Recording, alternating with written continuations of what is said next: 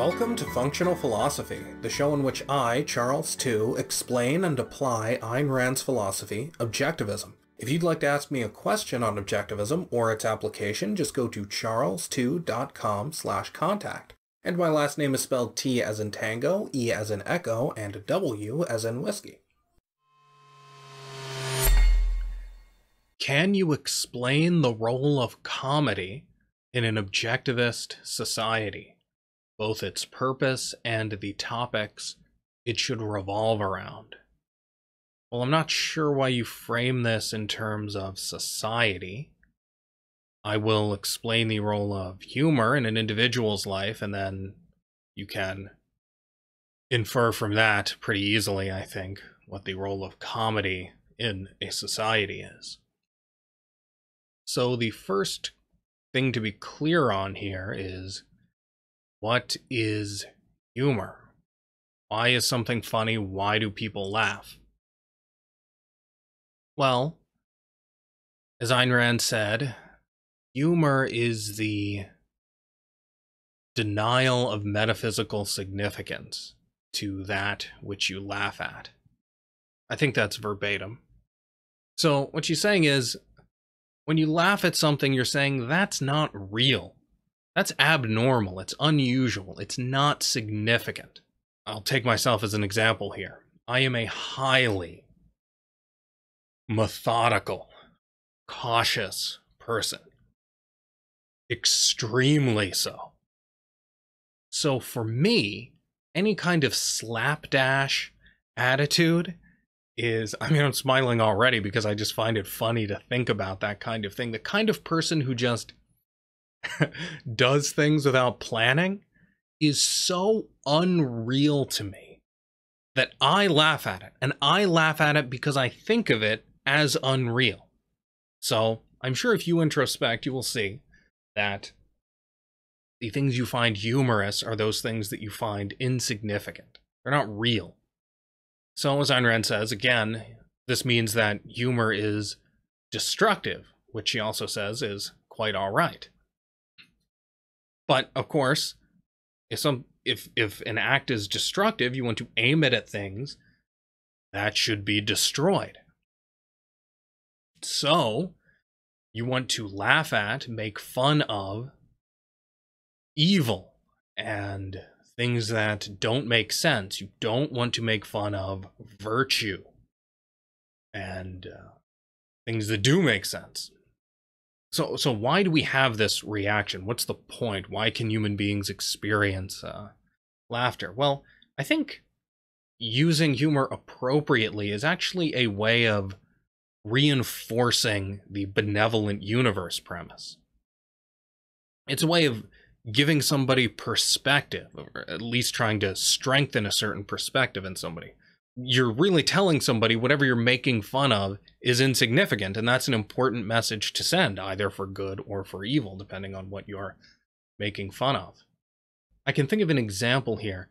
I used to watch, I haven't for a long time, but I used to watch Benjamin Croshaw, better known as Yahtzee, the zero punctuation guy. He would do these 4 or 5 minute video game reviews where he would talk really fast, hence the name Zero Punctuation. And what I really got out of this, the episodes I liked best were when he was reviewing a game that I liked, or had played, and he was mocking some poor design choice. Because then that was something I had experienced and been frustrated with or disliked. And seeing somebody else, another human being, identify that flaw and mock it, that really did help my sense of life. It helped me to see that, oh, here's somebody, I'm not alone. I'm not alienated. Here's somebody else recognizing this bad thing as bad, the way I recognized it.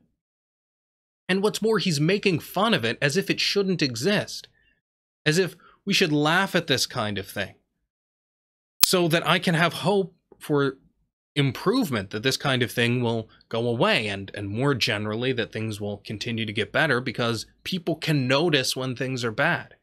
So it really gave me fuel, and it gives me fuel when I see people make fun of things that I think are nonsensical or irrational or immoral, vicious. And I actually think this is why you'll notice on the internet people really love, like, Red Letter Media or any of these review places. People really want these places to make fun of bad things. Those get a lot more excitement than the reviews that are of things that the people discussing them think are good. People want the negative stuff. And I think it's easy but mistaken to look at that and say, oh, this is nihilism. People just want to tear things down. And I'm sure some people do.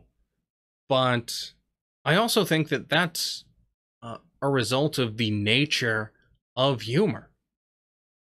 People watch these shows. These are supposed to be funny. Like, Red Letter Media is a funny show, but the nature of funny is that you're making fun of something. So it's kind of hard to be funny when you're saying that something is really good, unless you're contrasting it with something really bad and making fun of that.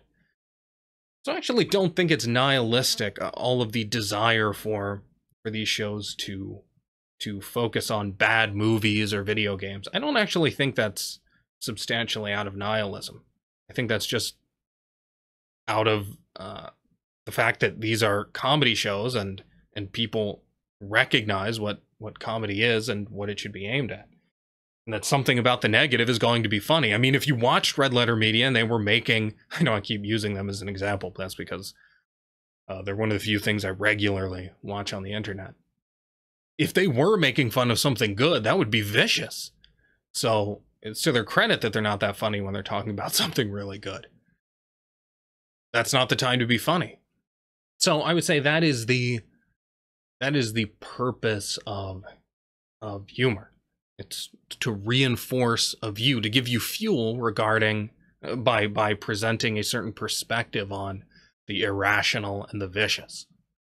And it should not be aimed at the rational and the virtuous.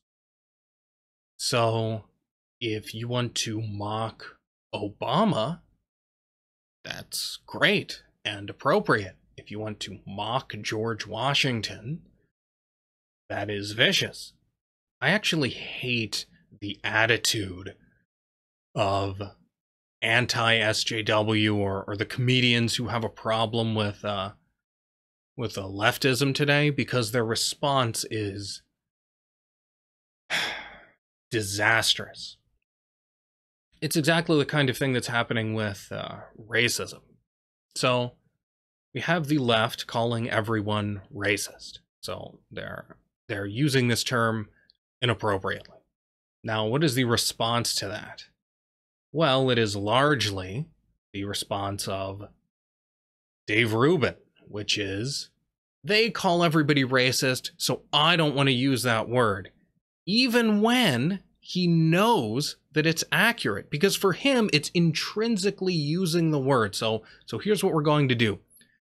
They inaccurately use a concept. So in order to fight that, we are going to refrain from accurately using it. How do you not see that that just compounds the evil? That's like saying in a war, well, our enemy is killing us with guns. Let's not shoot back. Let's not use guns ourselves. You're just making it worse. So they get to go around calling everybody racist inaccurately, and then as an additional benefit, you are gifting them immunity from being called racist themselves when they're the ones who are racist. Anyway, so I see a similar thing going on with comedy. So the left politicizes comedy. They do substantially, although there's confusion about that term. I'll get to that in a second. But the comedians who say, oh, the left, these leftist comedians, everything has to be political. Well, what's their response? Hey, if something's funny, it's funny. I just find it funny if it's funny. I don't have any, you make fun of Obama, that's okay. You make fun of George Washington. Hey, if that's funny, I'll laugh at that too. Now, that is pseudo-objectivity. That is not being objective. If you just find anything funny, if it's just fun, hey, if it's funny, it's funny, then what you have is a lack of values. Now, you might be able to recognize, okay, this joke is cleverly constructed, perhaps, but if you have real values, you are not going to laugh at a joke that makes fun of them. You're just not going to find it funny, no matter how cleverly constructed you think the joke is, because no matter how cleverly constructed, that won't trump the fact that to you, what this person is making fun of isn't in fact unreal. And you will take offense to the fact that it is being presented as unreal. So somebody mocks George Washington, you should rightly be offended at that. And you won't laugh at it if you really do value freedom. And you recognize George Washington's role in securing it for mankind. So I'm against all of these people who say, oh, values in comedy, that's what the left does, which is unfortunately Rucka's position. Yeah, that is what the left does, and that's why the left is winning, because they take their values seriously. Dennis Prager, and he always credits some other guy, and I can see him in my mind, but I can't remember his name. Charles Krauthammer, I think? In any case, a popular slogan on the right is, they think we're evil, we just think they're wrong. Saying that conservatives think leftists are just mistaken, but leftists think conservatives are evil. Yeah, that's why the left is winning, because they take morality seriously, because they don't make fun of their own stuff, their own ideas. They do politicize. Now let's get to that word, because there's a real false dichotomy going on here. Now it is true that the left politicizes, in that much of what they do has to be explicitly connected to their politics. Now, this goes back all the way to Plato, who advocated a program of censorship, the destruction of art by conversion into propaganda for the state. And we've seen this in totalitarian systems ever since. This is what happened in communism. You see all of their art is just propaganda for the Soviet state. So this is politicization. It's a real phenomenon, and it is when you treat the state as the end of everything. And that does destroy art, and it's very bad, because of course there are issues other than politics. However, everything is related. And so keeping in mind that one of the consequences of your jokes will be to strengthen a certain worldview, which will have political implications, is not politicization.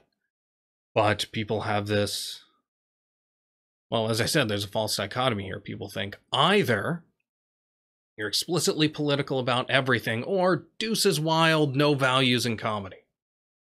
No, both of those are wrong. You don't always have to make the political implications of your jokes clear, but you do always have to recognize that they are there, because they are there. And if you don't want to support your own enslavement, then you shouldn't make jokes at George Washington's expense. If you'd like to keep up with everything I do, just go to charles2.com. If you'd like to enable me to do more, just go to patreon.com/charles2 and become a supporter. Thanks for listening.